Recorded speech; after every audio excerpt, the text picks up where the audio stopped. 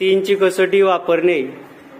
मुलांना एक चॅलेंज दिलेला आहे की दिलेल्या संख्येमधून ज्या संख्येला 3 ने निशेष भाग जातो त्या संख्येला गोल करा. आणि आता विद्यार्थी दिलेल्या संख्येला ज्या संख्येला 3 ने निशेष भाग जातो अशा संख्येला गोल करत आहेत. बघूया कोण कोण बरोबर करते. चला,